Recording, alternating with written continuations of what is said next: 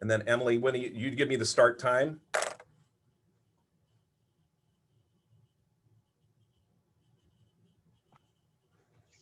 Yes, we are live, and we'll wait until about 6 o'clock sharp. I'll start right at 6.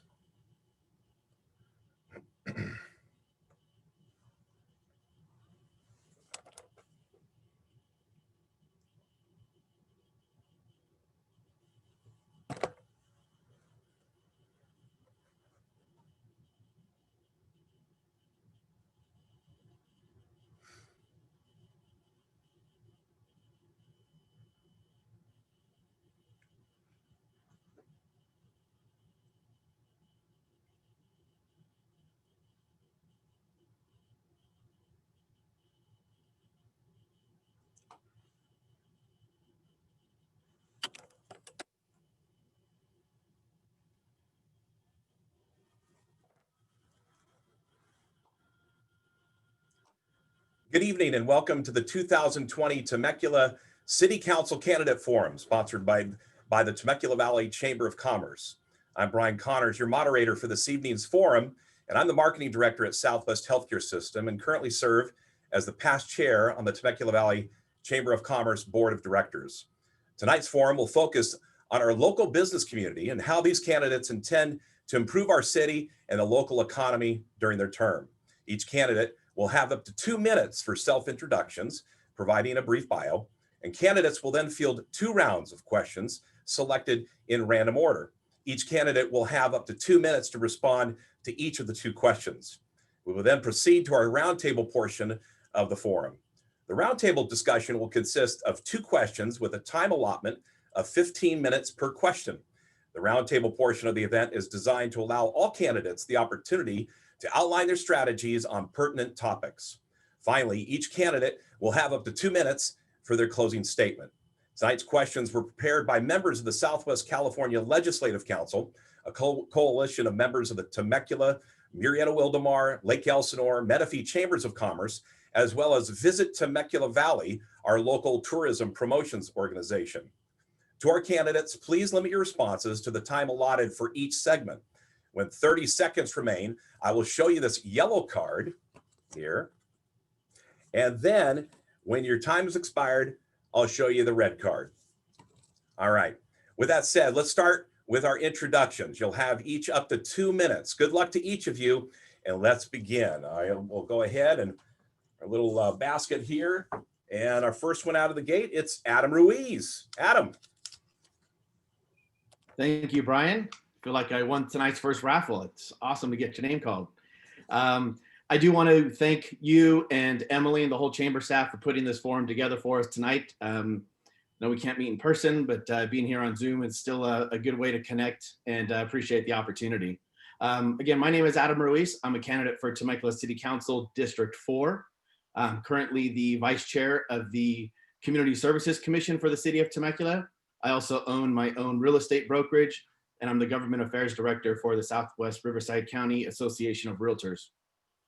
I've been in Temecula for almost 25 years now. I actually moved out here when I was in high school, graduated from Temecula Valley High School when it was the only school here. And I just mentioned that to kind of show the growth that we've obviously seen over the last couple of decades. When I graduated high school, there really wasn't much for a 17-year-old to do here in Temecula. When I went away, I honestly didn't know that I would ever be back. But fortunes have it, and for work purposes, I relocated back here in 2000 and instantly fell in love with this place. I got married here, bought a house here, started my business here. I'm raising 2 kids. I have a senior and a sophomore, both at Chaparral High School, and enjoy doing everything I can for them as well. When I started my business in 2005, one of the first things I did was actually join the Chamber of Commerce. And I got a tip, and it's been the best tip really for me, both professionally and then able to connect with the community. And that was, this is how you're going to get out of it what you're willing to put in. And that really started my passion to serve and be involved with our community. I've been involved with numerous organizations, still serve on a few boards as well, which because of time, maybe I'll cut into a little bit later. But allowing me to connect with the city has always been something that's very important to me. And I hope to be able to continue to do that as the next council member for our District 4. Thank you. All right. Thank you, Adam. Appreciate that. Okay. We have next up, we have Stu Stewart. Well, good evening, everyone. This is James Stewart. Stu is my nickname. Picked that up in high school. Never lost it. I've lived in Temecula for 29, it'll be 30 years this next year. I've raised 3 kids here, and I actually have one of my kids live here in Temecula now, and I have 3 grandkids who are being raised here in Temecula also. I also have a very strong connection to community service. I've been a member of my Rotary Club for 16 years now, and I've been president 3 times. I've done a lot of international mission trips. I've literally been on 5 continents around the world, doing everything from pulling teeth in Haiti to putting eyeglasses on people who can't see in Ethiopia. So I've done a lot of service activities. In fact, that's really kind of like my my mantra is service above self is really what my life has always been about, especially here lately. I own Stu's Barbershop here in town for, I actually started the first Stu's Barbershop 29 years ago in Marietta, and the one I currently work at, I've had for 25 years. I've been a city councilman for 3.5 years, was mayor for the first half of this year. As city councilman, I actually brought to the city a program to introduce the building trades to people who were in transition, like military, people who couldn't do their job anymore or got outsourced, gave them an opportunity to actually learn how to get into the trades. And so that was instigated by me and through Charles Walker, who is our workforce development coordinator. So that's me. All done. Thank you, Stu. Appreciate that. All right. Next out of the basket is Alicia Wilkins. Well, good evening. I am Dr. Alicia Wilkins, and I have a PhD in organizational psychology, which basically means that I go into businesses and help them to function more efficiently and more effectively. In addition to that, I am also a small business owner. I own a 4,000 square foot business accelerator in Temecula's Business Park District, and we are actually very proud members of the Temecula Valley Chamber of Commerce. I am a military wife and mom, and our family has called Temecula our home for nearly 20 years. And I am a candidate for Temecula City Council District 2. Some of our, engagement in the community has included, being a member of the Temecula Valley Chamber of Commerce. As I mentioned before, I'm also a member of the Professional Women's Roundtable, organizations like Audacious, Temecula Valley Badass Businesswomen, our Tuesdays Together group as well, and a number of other great organizations that are doing great work in the community and with other businesses. Some of my, general priorities are providing technical support to local businesses, especially as they struggle with the effects of COVID, including our tourism industry. In fact, Tuesdays Together consists of a number of startups who are connected to our tourism industry. And then in addition to that, just leveraging our public resources to assist parents who are struggling with working and their kids' online education, which is part of the reason why I actually opened my business up to Temecula High School students during COVID. And last but certainly not least, addressing our traffic concerns, because that is a quality of life issue that affects our businesses. Thank you so much. Thank you, Alicia. All right, next up is Mark Goulart. Mark.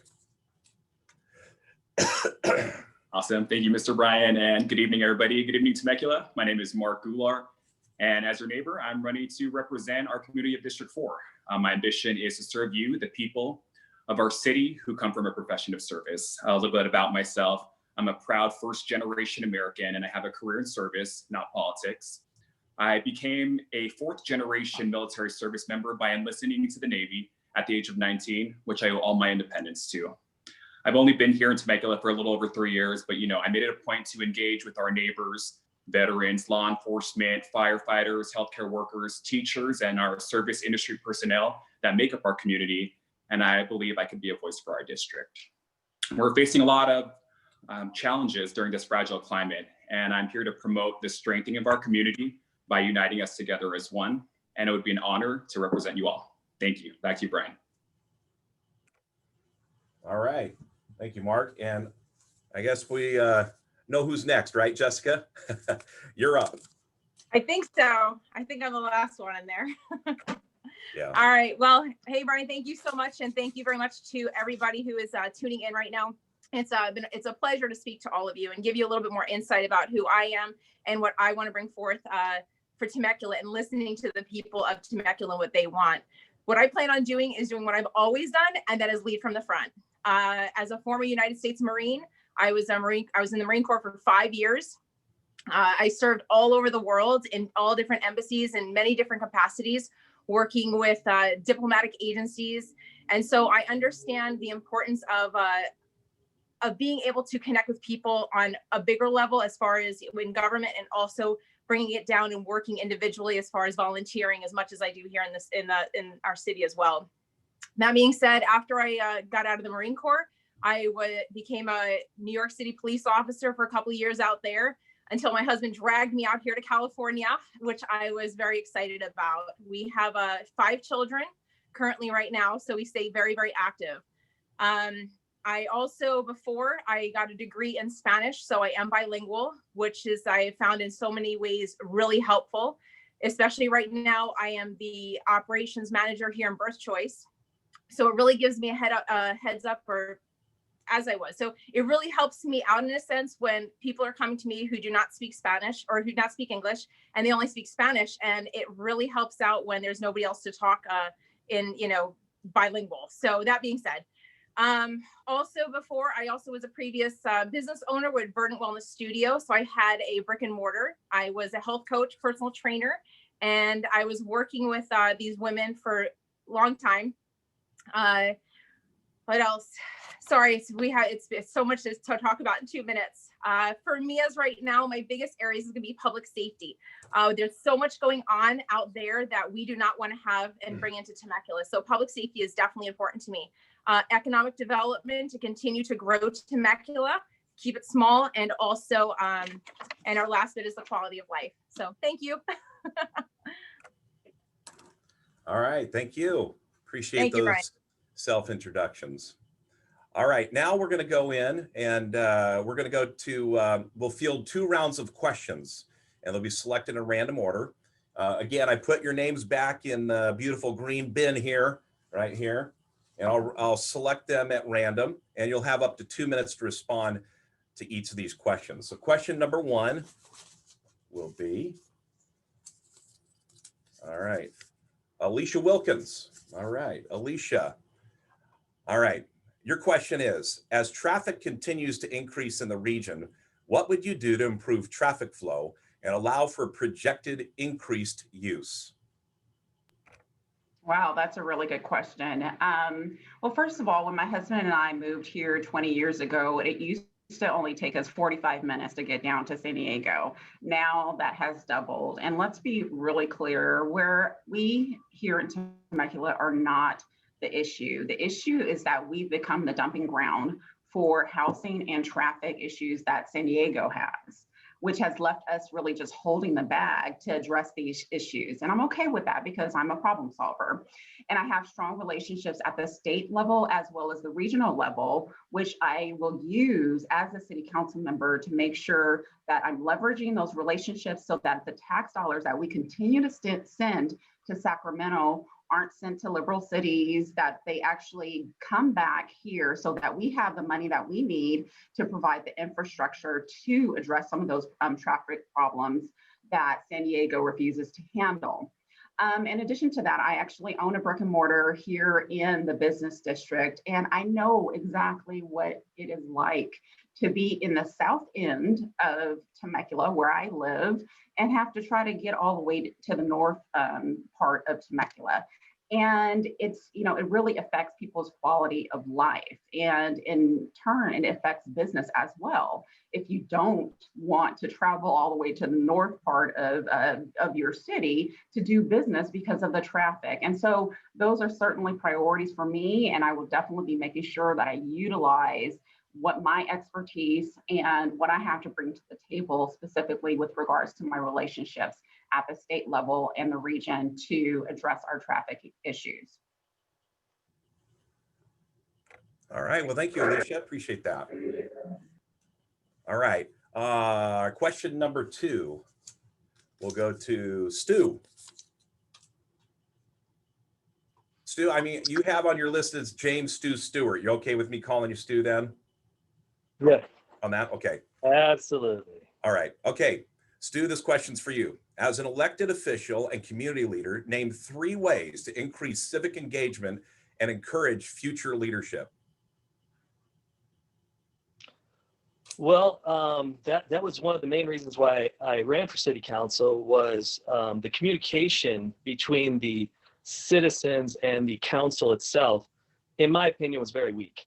And so it didn't allow for a good dialogue between the public and the council. And that was one of the first things I did was to activate our social media imprint here in Temecula.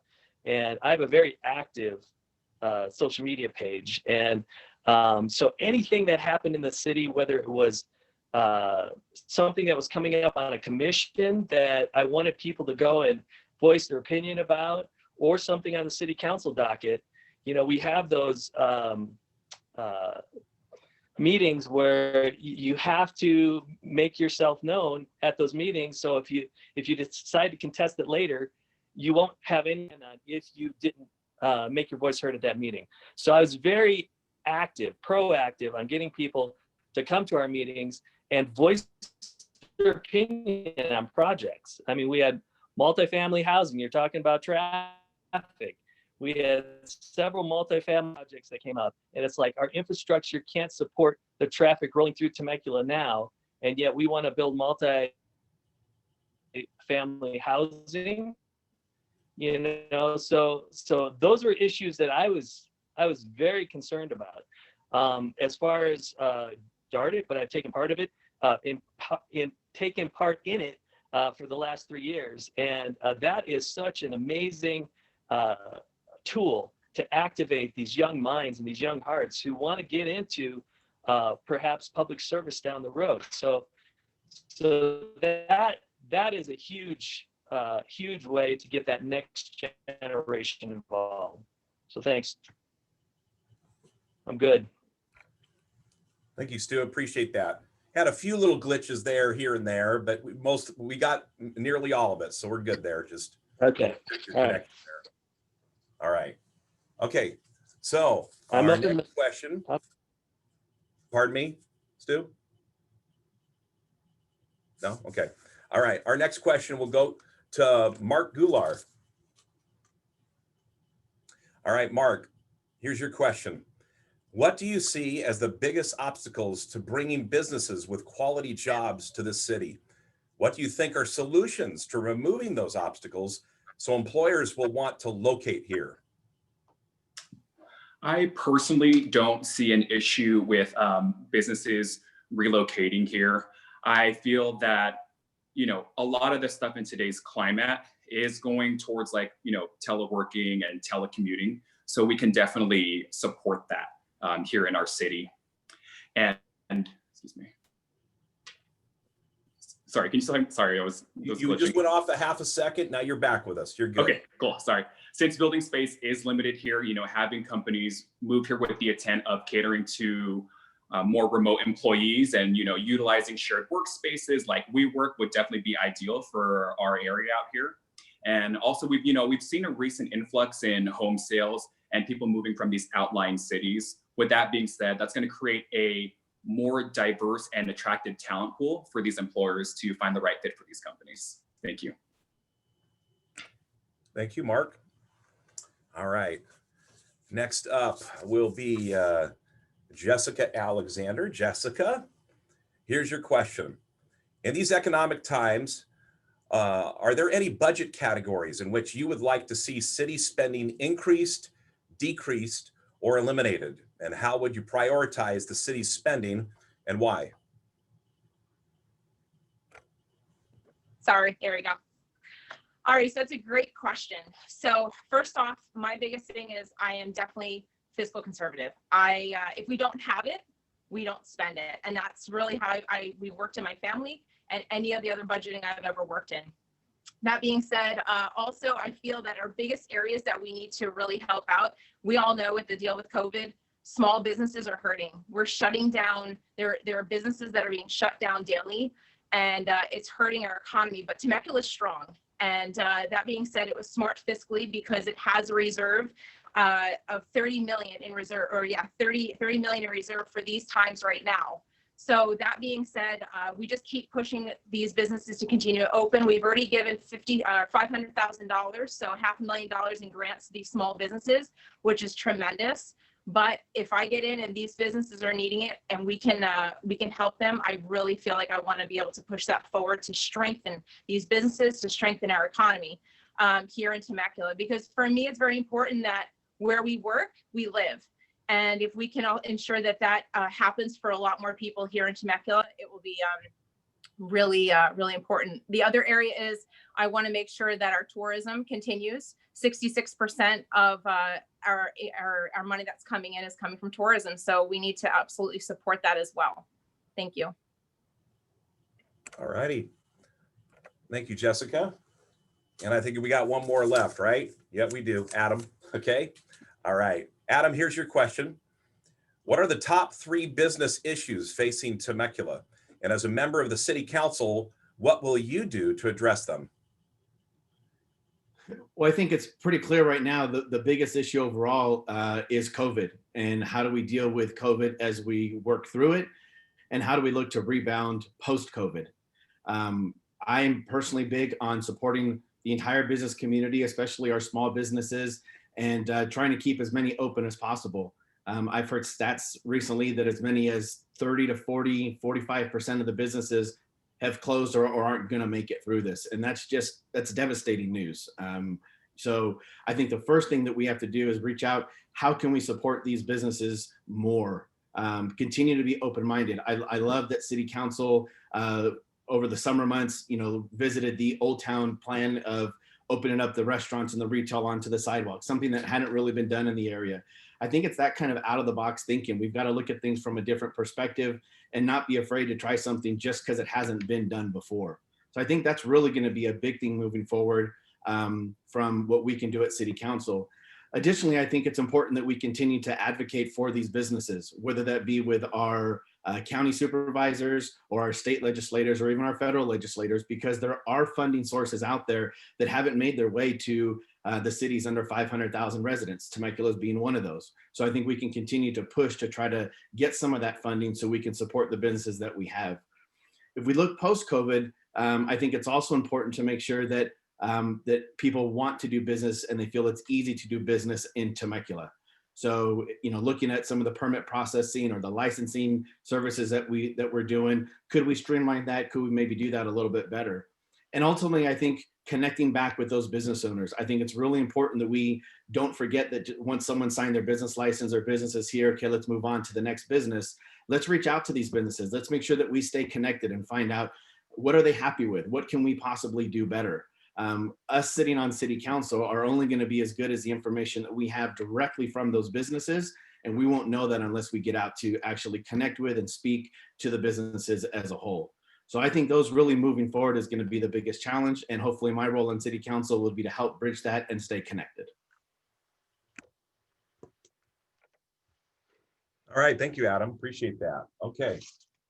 All right. We'll put the names back into the bin here, and then we're going to go round 2. Next set of questions here, mix them up. And the first one will be Stu. Stu, here's your question. As a member of the City Council, what would you do to attract new small businesses? Can you hear me okay? Yeah, I can. Can you hear me? Yeah, I can. So I'm still reading the question here. I'll start over for you. As a member of the City Council, what would you do to attract new small businesses. Big job creators are beneficial and very much needed, but innovation is also important. What are your thoughts around helping draw entrepreneurs to Temecula? Well, I really believe what we've been doing has been very attractive to a lot of small businesses. And you know what? Workforce development is the one thing that Temecula has been very good at concentrating on. So we have our coordinator, or our head, is Charles Walker, and he comes up with programs that helps build skills. And really, if I'm an employer, I want to put a business or a company where I don't have to go and spend a lot of money to recruit. And so, and I think we're already there. I think the city of Temecula is full of a talent pool that is huge. And so now we just got to make it desirable for these businesses to see Temecula as that place that's centrally located between San Diego, LA, Riverside, which it is. You know, our freeways are packed, but they're only packed during rush hours. So, you know, there's a lot of businesses that don't move product around until after hours. So we're working hard with businesses to try to attract them up to our valley, again, to get them out of the San Diego, get our citizens out of the San Diego market and bring them back into the Temecula Valley so their commute is 10 minutes instead of 2 hours. And so, but workforce development is huge as far as any city is concerned in trying to attract businesses to either start or bring what they already have established to their cities. So thank you. All right, thank you, Stu. Okay, our next question is going to go to Jessica. Jessica, here's your question. The Temecula Valley attracted over $1 billion in visitor spending the last few years. How would you support and encourage our local tourism industry growth?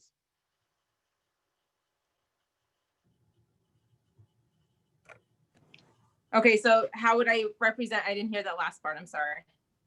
So how would you support would and I- encourage our local tourism industry growth?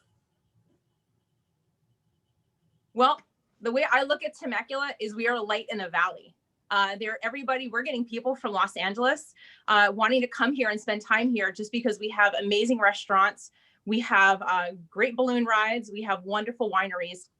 So I want to be able to increase that, let people know in the area about the beauty that we have, continue advertisement, strengthen our wineries, because obviously people come here for that. It's a beautiful time to be able to come out. We have a beautiful setting. So realistically, you know, we just need to continue to work with them and their ideas. And that's the big thing for me, is to sit down with the tourism and see what they're needing, because it's not so much what Jessica wants to do or the city council, but directly what they feel that is going to help promote Temecula and their businesses. That's it. Okay. All right. Thank you so much. Yeah. Okay. All right, here we go. Next up is Alicia. All right, Alicia, your question here. What is your position regarding businesses reopening and COVID-related restrictions? What will you do to support local businesses that are suffering related to COVID? Thanks, Brian. So I believe that there is a way to reopen businesses and to do it safely. In fact, that's what I'm doing in my business. I've established a number of safety protocols for anyone who's entering my business as a visitor or actual member of Hera Hub, which is my business located in the business district. The challenge is that small businesses don't have the funds to pay for a lot of the extra things that are needed right now, like the partitions to protect them from people that are coming in, or the PPEs, or even the air scrubbers. For example, I was looking into getting an air scrubber modification done to my current HVAC system, and that's going to cost $1,500. And people, small business owners, when we are already suffering from a loss in revenue because of COVID, don't have the funds to turn around and spend another $1,500 on those additional costs associated with COVID. And so what I would do as a city council member is simply, make sure that I'm leveraging my relationships at the state level to make sure that the city is getting back the tax money that we continue to send up to the state, but we don't get back in ourselves, to make sure that that money gets put back into our businesses, which gets put back into our local economies. All right. Okay. Thank you so much. Appreciate that. Okay. Next question goes to Adam. Adam, as Temecula, here's your question. As Temecula is near build out and home values are generally increasing as the city matures, what 3 methods would you implement to achieve affordable housing? Thanks, Brian. Yeah, affordable housing is obviously on everyone's mind. Affordability in the state of California is a challenge. As a realtor myself, I do travel both up and down the state as a state director and across the country as a national director. And it's something that comes up quite often is how do you get these affordable homes into the areas? I think there's a connotation with affordable housing. Number one, kind of the word that we've been trying to get out is workforce housing, really identify more of the police, teachers, nurses, to maybe try to erase the stigma sometimes that's associated with that affordable housing word. The reality is it's really challenging from a city level what we can do. I mean, we can make our city as beautiful as we want and try to attract everybody out, but the costs and fees that are associated with constructing a home, if they don't pencil out, the builders just aren't going to be able to build, want to come out to be able to build that. So it's definitely a juggling act on how we can balance it out for everybody. People that live here that have had values appreciate, obviously they love that. I was really excited to see a project on the west side, Alta Air. That was actually going to have some nice introductory prices come through, and they've been stuck in litigation for years, and having to fight those costs is only going to continue to drive up. I think a lot of what we advocate for, even on the state level, is what can we do to help keep those costs down. So it's definitely a challenge, honestly, from the city level. As new developments are coming in, one in my district in particular is the new Summers Bend district, and I've talked to some people about those prices because they're very high. I do want to point out though that someone moving into those higher price homes then opens up a house maybe at a lower price. So it's a juggling act. It's not something that's easy to do really from the city council seat, but I think helping to educate and use the connections that I have within the housing industry to advocate to keep a balance of our housing opportunities for all of our residents and our kids as they come up and look to establish some housing here as well. All right. Okay, thank you, Adam. Appreciate that. And then our last one in the basket, we got Mark here. Mark, your question here is what top 3 strategies, funding and workforce management would you employ to maintain and improve city services and infrastructure? Thanks, Brian. First, I would promote utilizing the city's Chamber of Commerce as they advocate on behalf of the business and entrepreneurial community. Another tool is the Office of Economic Development, which creates a wide spectrum of employment options, increasing new tax revenues for the city. And lastly, I partner with the Business Resource Center to offer business consulting and resources that are needed to maintain our city's infrastructure. Thank you.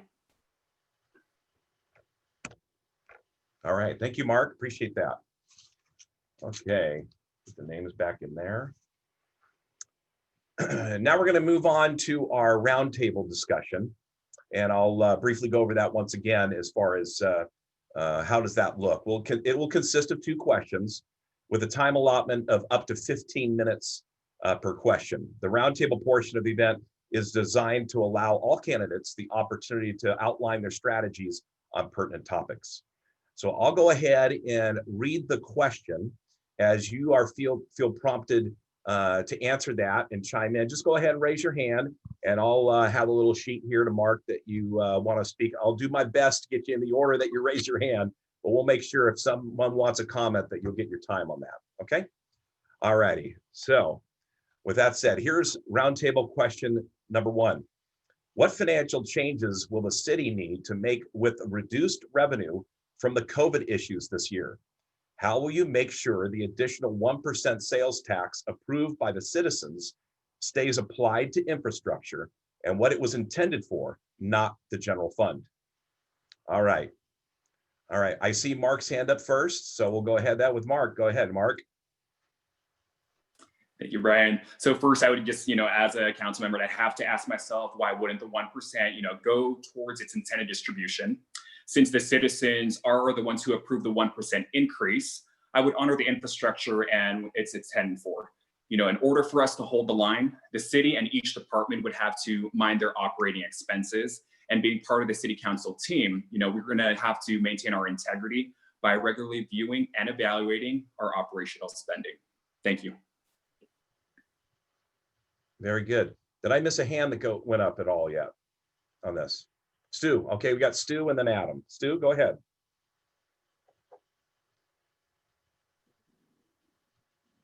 Okay, can you hear me? There you go. Yep. Yes. Okay. So yeah, so when I got elected to city council, it was really on the wave right after we got that 1% sales tax, 1 cent sales tax, and so we initially hired 11 new police officers, but the one thing that I was very interested in using that money for was a police station. I think that's the one critical piece of public safety infrastructure that the city does not have, and we basically have approximately a $5 million surplus each year for like the next 3 or 4 more years. So we have the funds available to actually put our officers within our city limits instead of driving to and from French Valley at last check $185 an hour. We're paying for them to commute from French Valley into our city. And I think there's a lot of value to have our police officers in our city center. Preferably, I like it over by the old city hall, and because that would create an instantaneous response to Old Town, which is one of our, if we get a lot of calls, it'll be to Old Town. And so for me, that is a piece of infrastructure that a city council, I'm not asking for a new police department. What I'm asking for is a police station that future city councils, if so desired, could then create their own police department, because that is the biggest nut to crack. And we all know the more we push something out, the more expensive it becomes. And so if you look at any successful city, they all have their own police stations. And so right now it is more economical to contract our police, but at the same token, to have them at a closer distance to all the areas that I want to protect. That's what I see as what we should use this money for, is think long term and get that critical piece of public safety infrastructure in place. Thank you. Thank you, Stu. Adam, you were up next. Yeah, thank you, Brian. I do just, if I can, want to point out that when Measure S was passed, it was actually a general fund tax measure that was passed. However, the intention of doing it or applying those funds was really earmarked for infrastructure and public safety. I think the biggest thing that we as potential council members have to do is continually maintain oversight of how things are being looked through. I know myself as a commissioner with community services, there's lots of times that a project or something will come up and the Measure S funds are looked at because of that. But a budget it's a living, working document. So I think it's important that we take time to really look at that and go, hey, where is this money being sent? How are we allocating what we need to do? as far as some potential financial changes, you know, there was a deficit, obviously. Luckily, Temecula has a strong financial base and has for many years, so that the budget was able to balance through that budget workshop and the budget that was ultimately passed back in June. But I do think moving forward, we're going to have to prioritize some of our expenditures and maybe look to defer some of those out. But it's crucial for me that we maintain our services such as public safety and don't forego any of that. I think the spending that we do needs to be responsible. I think we need to look at, you know, some of the long-term effects. Is it not necessarily maybe the cheapest bid that comes in, but what's going to give us the most value for our buck, you know, moving down the road. And then evaluating again throughout the year, okay, can we defer this? How long could we defer this for before we have to move on to the next? And then let's take another look at it.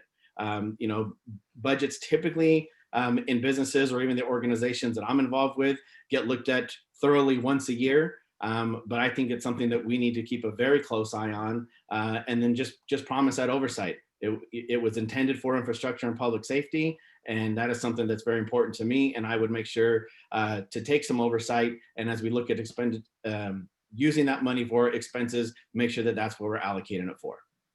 Thank you. Thank you, Adam. Alicia, I saw you raise your hand, please. Yes, you know what, I just wanted to thank Adam for his clarification on the usage of the funds through Measure S, because yes, indeed, the intent of it was for infrastructure, but it actually can be used for towards general funds.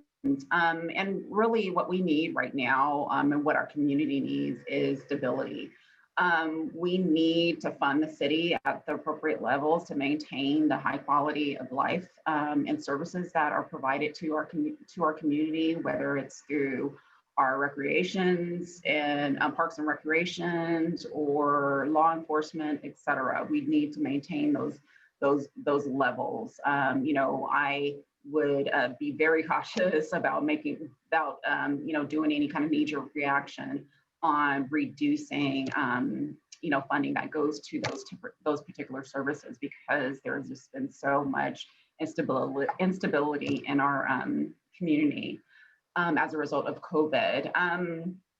But we, at the same time, we do have to make sure that we're also willing to pivot. I mean, what we don't want to do is to ignore our businesses that are truly suffering right now. So if there is, you know, a need for more allocation of resources to help our small businesses, I mean, I mean, you can merely just drive around town and you'll see, you know, business closures, you'll see empty storefronts. And so if we do need to do some pivoting to make sure that that we continue to make sure that our businesses aren't just, you know, shutting their doors, I do want to make sure that that is an option. Okay, thank you, Alicia. Yes, Jessica, please. All right, well, looking at it for, you know, if with the reduced revenue, the biggest thing for me is, you know, again, being fiscally conservative. If we need to pause projects or push them out, well, that's a possibility. You know, but our biggest thing for me is maintaining the safety and the quality of life here, to make sure that we're still attractive to bring businesses in, to maintain and stay strong, to bring revenue in continuously. That being said, also, I like how Adam said it. I'm going to give him props. The transparency part is so important as well. And, you know, working together with everybody in City Hall to ensure that, you know, just to ensure that the money is spent exactly where we put it, where the public wants to put it. And that's going to be really, really important. So, and I believe personally that that's how we're going to stay fiscally strong, is being completely transparent. So thank you. Thank you, Jessica. Any other final comments or any other comments you want to share? Now's the time to do that. If not, that's okay. No? Okay. All righty. All right, we'll go on to the next question, roundtable question number 2. What do you see as the biggest obstacles to bringing businesses with quality jobs to this city? What do you think are solutions to removing those obstacles so employers will want to locate here? Okay, Mark, you're off. just kind of look at the draw. This is my question from the roundtable one. So I'm just kind of reiterate a little bit what I said earlier. And I personally don't see any problems with businesses relocating here unless if they have the intent on making it convenient for their employees to work remotely. Whether it be working from home, teleworking certain days of the week, or using share spaces, that would definitely be ideal because we all know that building space here is limited. Again, a lot of people are moving here from LA, OC, and San Diego, like myself, for the more affordable living. So I think we are creating a more diverse atmosphere and attractive talent for these employers to want to hire for their businesses. Thank you. Thank you, Mark. Alicia, please. Mute button. One of the first things that comes to mind when I'm considering that question is how can we attract new businesses if the current businesses that we have aren't happy and thriving? And so, I truly believe in that concept of take care of home first. So that's what I'm proposing, is that we need to take care of the folks that are already here, make sure that they are profitable so that they can actually be our ambassadors to other businesses, because they are much more better spokespeople for Temecula as business owners than we are ourselves. It's always better to have someone else talking really good about you than to have yourself talking really, really well about you. And then we also just need to maintain the things that make Temecula the attractive place for businesses. For example, the services that we provide through our city, the fact that there is an abundance of affordable housing, the fact that there is a high, quality of life, good schools, low crime. So those are just some ideas with regards to bringing new businesses, is that our very own businesses that exist here are best ambassadors, and we need to nourish and make sure that they are thriving and doing well. All right, great. Thank you, Alicia. I see Stu and then Adam came up after that. So Stu, why don't you go fire away?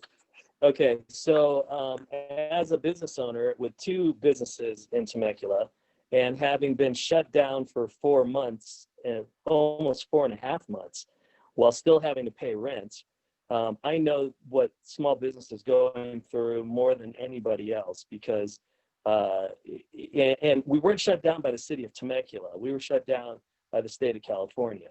So, as far as attracting businesses to California, to Temecula, that is not going to be as hard as we think, because we've got the freeway fix that's going to start in approximately 1 year. And I think that's going to be a critical phase into the next chapter of the city of Temecula, is once we get these auxiliary lanes put in and we get that flyover bridge put in, and the backup doesn't go all the way to Fallbrook, then I think we'll become a lot more attractive to attract businesses here to Temecula. And workforce development, I can't stress it enough, is huge, because a business wants to locate where their employees are. And so they want their employees to be happy, and quality of life is a huge issue for all of us. And so, I think this is a twofold answer, in the fact that the freeway fix is going to predicate the desirability to bring business to Temecula. Thank you, Stu. Adam, I saw that your hand went up. Yeah, thank you, Brian. So a couple of different ideas I want to throw out here as well. Number one, I think, continuing to market and attend events like ICSC when it permits, and, getting Temecula on the map. We've come a long way. There's a lot of times that, I've traveled in the past, or I've even heard stories of people coming back from an event like ICSC where they say Temecula and people say, where's that? I'm not exactly sure what Temecula is. And now people know exactly what it is, and they know exactly what we have here. So I think continuing to work on marketing that out, working with some of our neighboring cities and the EDCs, and making sure people are aware that, hey, Temecula is here to support business. regardless, number one. It's business friendly, it's easy to work, it's a great place to operate and have all of that. The other thing I'd like to point out is I think that quality jobs tend to follow education. And we are doing a great job, I think, of having new institutions. We've got, the new San Jacinto campus that's being built here in Temecula, but also the expansion of what I'm seeing with, at least with my kids' school, referred to as CTE, that career technical education. I've heard about some nursing programs. There's specific stuff for tourism because Temecula is known for tourism industry. Some of the culinary stuff that's going on. So these quality jobs, I think, are going to follow the opportunity that education provides that as well. To that part of question, what are some solutions? I think it's really going to be expanding some of those educational opportunities, promoting what we have here to offer, understanding the needs of what the community has, and then balancing with that, like I mentioned, with some of the tourism jobs or tourism programs that are out there in hospitality industry. So I just think a different perspective on it, looking at it from that point as well. And then it's always important just to continue. I think our economic development team does a really good job getting out. We're on the map. And as we navigate past COVID, we want this to continue to be known as a friendly place to do business with opportunities there. The business space itself might look different. Their telemarketing or telecommuting could be, just where it's done. Maybe that business atmosphere is going to look a little bit different. So how can we take that into consideration and capitalize, addressing the needs to really bring the businesses in to get these quality of jobs out for our residents? Thank you. All right, great, Adam. Thank you so much. Any comments? I don't know if Jessica, you got your hand. There you go. All righty. Thank you, Jessica. No, I keep forgetting to mute myself. Thank you. You're good. Well, oops, hold on. There we go. So the way I look at it is, number one, everybody loves Temecula. I mean, people come here. They want to live here because coming from different areas like San Diego and, LA, it's a lot cheaper to live here for a lot of those people. So they're coming in here. But we want to keep it safe. We want to still keep it that small family feeling, and we want to keep it attractive. In my opinion, after talking and knocking on thousands of doors and talking to the people in Temecula, I'm going to be honest with you, it breaks my heart when I see that these people want to leave California. It's expensive for them, or the taxes are going up. They can't have their businesses here. So my biggest thing is I am running so other people don't have to run anymore. I don't want people to have to leave California and leave their home, like you, Brian, who've been here since 1990. And we want to make sure that they stay here, because if they stay here, their businesses stay here. And so my opinion is, let's bring an influx. Let's continue to bring an influx of these businesses here. Let's have them, let's support them. Let's get them to thrive in their businesses and continue to work with these small businesses as well to be able to continue to grow. Because if people are leaving California because of raising taxes and certain things, we're going to continue to lose money. So even after COVID, so we want to ensure that we are keeping the people of Temecula here in Temecula, and at the same time, attract people who want to come in here and set up business so we can work and live here at the same time. So there you go. Okay, thank you, Jessica. Any other final comments related to this roundtable? If not, that's okay. All right, okay. All right, wonderful. Well, we'll go to the conclusion of our for tonight, and I've got your names back in the green basket here. And so now we'll conclude with, you'll have up to 2 minutes for a closing statement. All right. I'll randomly pick that, and then here we go. All right, Stu, you are up.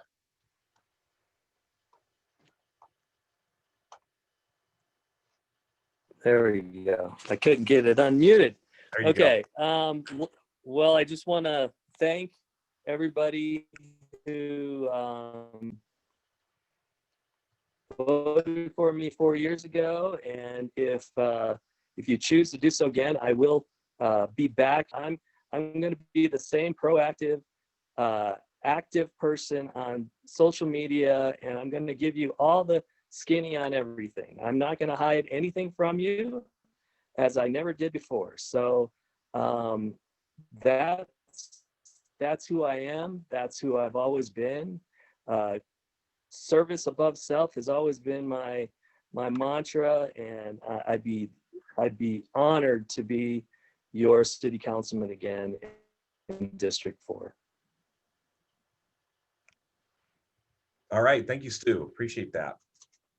Okay, next up is going to be Adam. Thank you, Brian. I didn't get a chance to get into too much detail as the time went really quick in the beginning. I just want to reemphasize kind of some of the things that are important to me. Quality of life, maintaining our quality of life is extremely important.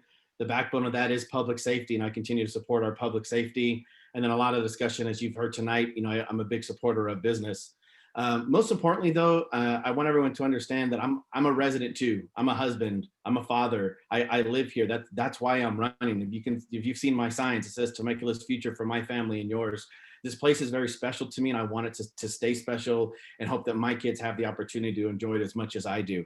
I've been heavily involved with the community for 15 plus years. I've helped start the Valley Young Professionals, which is an organization there at the Chamber, helped launch the Young Professionals Network. I actually started and was the founding president of the New Generations Rotary Club, which is a Rotary Club that focuses on really the 40 and under, but it gives everyone an opportunity. There's no age restriction. That was just kind of the focus, because Rotary is kind of known as an older organization, to get involved with their community and be able to give back. I've been out walking neighborhoods for the last few months, and that's the biggest thing for me, is connecting with the community. I've said before, I would like to hold regular town hall type of meetings to help me stay connected with the community, not only to provide information from the city so they can learn and hear what's going on with the city, but really to give a platform for people to tell me what's going on. I want to hear what they're hearing. What are they living through? What's going on in their neighborhood, or what's going on in their business?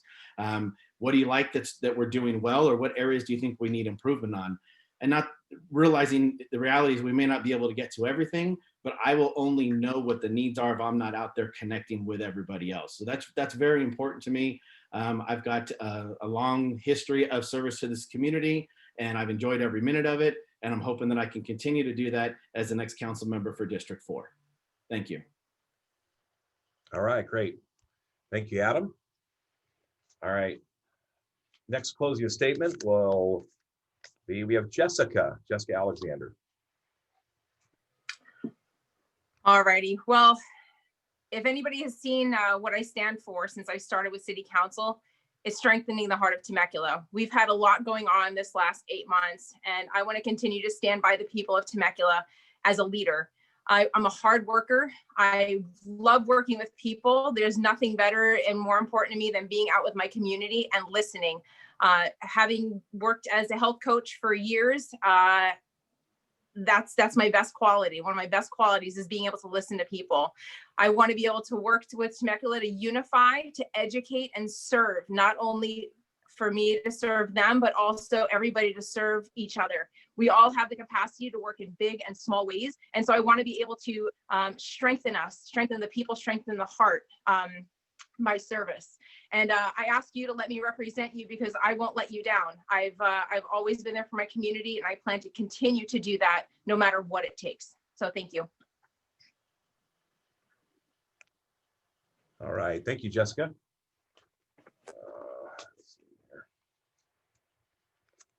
All right, next up is Mark. Mark, you're up. Thanks, Brian. So I believe that I can appeal to the younger and mature demographic of our town by promoting community engagement. But at the same time, being a service member, I align with our town's solid foundation of paying your dues, family values, and most importantly, the working class. Jessica can attest to this, that in the military, we come from a variety of different backgrounds, cultures, and beliefs. But when we are deployed overseas, we learn to respect each other's values and put our personal differences aside, so that we can effectively work together as a team to complete our mission. And through that firsthand experience is what I have to bring to the table. I get it, we're all human, we're not always gonna agree, but I believe in working together to strengthen our community, and that you can always count on me to get down to the trenches to serve you. Thank you to the Chamber of Commerce for hosting tonight's event, and to the people of District 4 for believing me and supporting my journey. Thank you. Thank you, Mark, appreciate that. And then, of course, we have Alicia that'll wrap it up for us. Alicia? All righty. So once again, my fellow Temeculans, I am Dr. Alicia Wilkins, a small business owner, military wife, and mom. My family and I have been a part of this community for nearly 20 years. And we were part of this community when the Temecula Hospital was just a little idea on a piece of paper. We were part of this community when, you know, fires were engulfing us from the north and south and western part of this region. And we were kind of just huddled in our homes, just unable to even make our commutes to San Diego or Orange County. And we got through that, and we'll be here as we work through the effects of recovering from COVID. But in order to do that, what we need is an experienced leader to guide us through these most difficult times. We need on our city council someone that has governing experience, the knowledge, and the history in the community to hit the ground running to address some of the challenges that our community has experienced over the last few months. And as the most qualified candidate on the ballot, I am that person. Therefore, I humbly ask for your vote, and I thank you. All right. Well, thank you, Alicia. And thank you to everybody. I want to thank personally Adam Ruiz, Alicia Wilkins, Jessica Alexander, Mark Goulart, and James Stewart for joining us tonight's forum. On behalf of the Temecula Valley Chamber of Commerce, thank you. And thank you to all those who are in attendance. Video production of tonight's forum will be available on the Temecula Chamber's website. And please visit temecula.org. Remember, for all those out there and viewing this, please vote, make your voice heard, and be connected and be active in the community. So thank you to all again for everything, and have a good night. Thanks, everybody. Thanks, Brian. Have a blessed night. Thank you. Thank you. Thanks, everyone.